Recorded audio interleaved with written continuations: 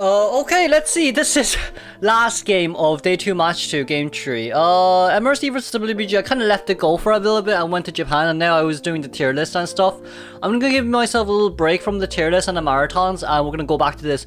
Now then, Xiaoceng coming out with Night Watch. Finding composer here first is not that much of a great idea, cause you're kind of... Oh no, you can't do that.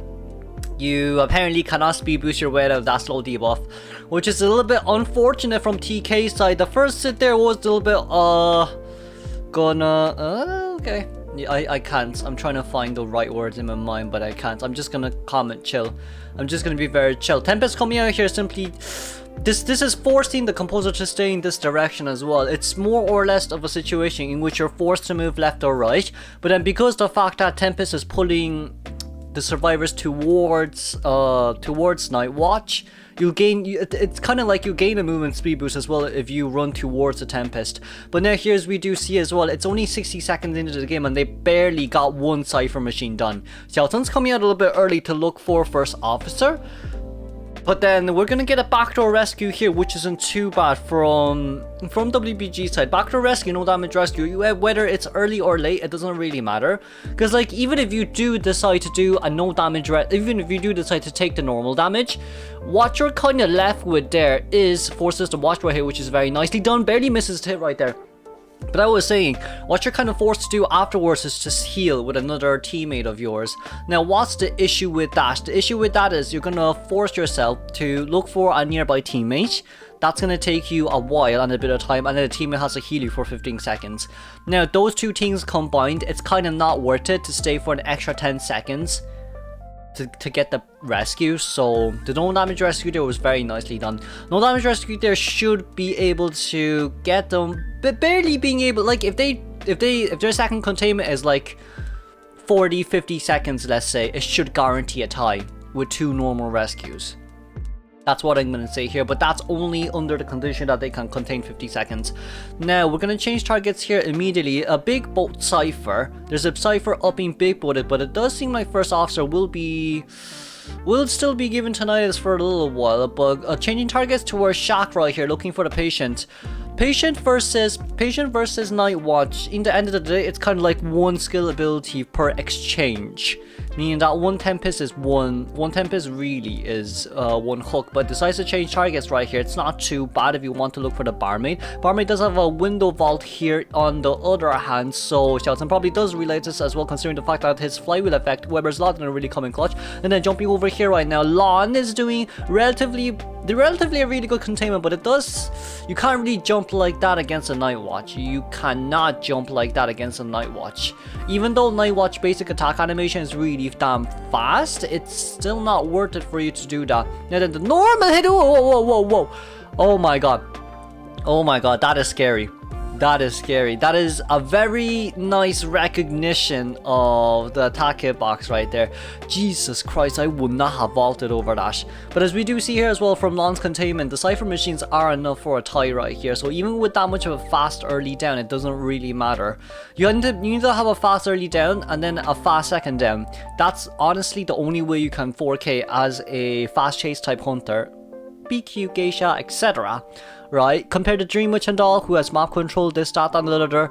It is what it is in a situation like this. Vaults over once again. I think Barmaid should not be able to heal right here if the speed boost comes in. Now then, last Cypher machine is in middle, so it just means that Patient coming in with normal rescue is more than enough.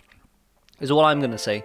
Patient coming in with a normal rescue is more than enough to get a Titan out. But if our Night Watch wants to win here, he needs to go out and force first officer to use his stopwatch. But coming in with the rescue here isn't going to be, well, it's still all the same. We're gonna have a teleporter here coming out from first officer's side. Now, knowing this as well, 1K should not be rotating towards the other side. 1K should not be going towards Barmaid or Patient. Those two will have to heal in a situation like this, but of course 1K side as well, he has no items remaining now in which he needs to use this vicinity here, let's say, to contain for as long as possible. But of course putting as far away as possible from the last Cypher is generally speaking not a bad idea. But as we do see as well, oh, that's a doll! Oh, that's intriguing. But 1K did a huge mistake in trying to rotate away. Especially with the fact that this is a night watch as well. The moment you get a hit, you should really not rotate out. Why? It's just because if you rotate out, he's just gonna immediately dash towards you. It's literally 1 Typhoon and then 2 dashes. Is it strong? Yes, but also at the same time, we've seen how well they've contained for a game like this. Now, knowing this fact as well, we're going to be having Patient going to rescue, but it wouldn't be enough because it's literally 1 dash, Xiaochen dash, and then 1 Typhoon it. He's not Typhooning. I feel like if he Typhoons, it probably would be way better, but also props to Hui there as well, with hiding behind the chair. It's a double sense situation, Xiaochen. We're not doing that, are we? I feel like going back to hit the Patient would be a better option. But in a situation like this, there's a huge mistake here. The biggest mistake really is allowing is Patient rotating out of the chair instead of being near the chair. Because we might as well have Barmaid prime the Cypher, rescue the first officer down in a corner, and then like Hui goes to Big Bo to at least guarantee the 1-man elimination. But with this in mind, we're gonna get normal hit, and there's teleport from the night watch dash, and didn't get anything there, but we should have been able to rescue it. Well, there goes Lance Containment, I guess. There goes Lance Containment. Ooh, that hurt a little bit more than I thought would be. Coming back here to chair the Patient is the right choice. It is the right choice because you don't want Patient to selfie and then pop the Cypher for Barmaid. Committing too much into Barmaid is not much of a good idea, especially with the fact that you have a lot of endgame here. I would say even for myself, if I was a Night Watch, I'd just use a Typhoon and then get my speed boosts. But even with Lan opening the Cypher here, it wouldn't really matter much. But let's congratulate the 4-man elimination here from Xiaochen. Moving on towards second half. Okay, YMM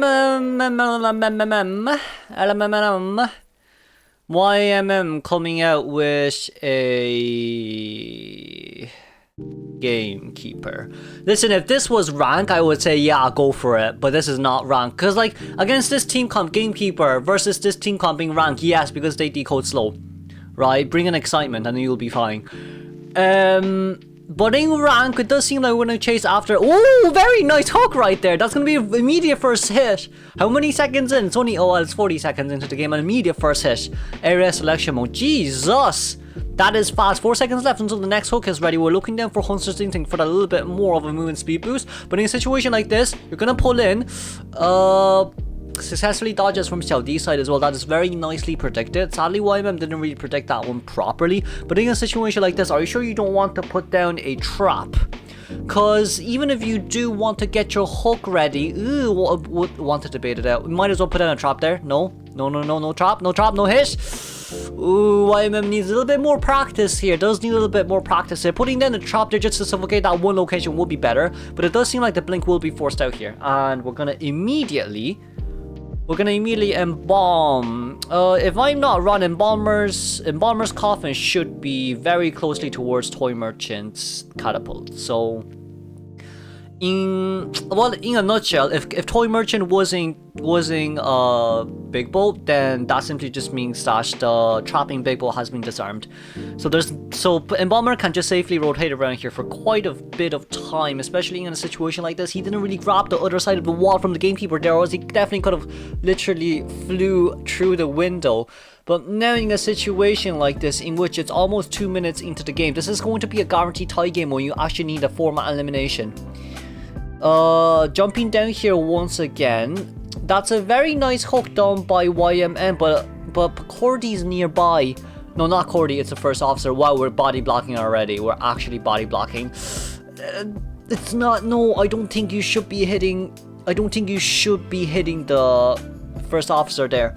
Why? You should just hook first officer, let him get a speed boost and try catch up to the Embalmer instead. It may not guarantee the normal hit, but successfully baiting Xiao Di down. But it may not guarantee the normal hit, but at least you'll get something. No, hitting Toy Merchant. I should not hit Toy Merchant here.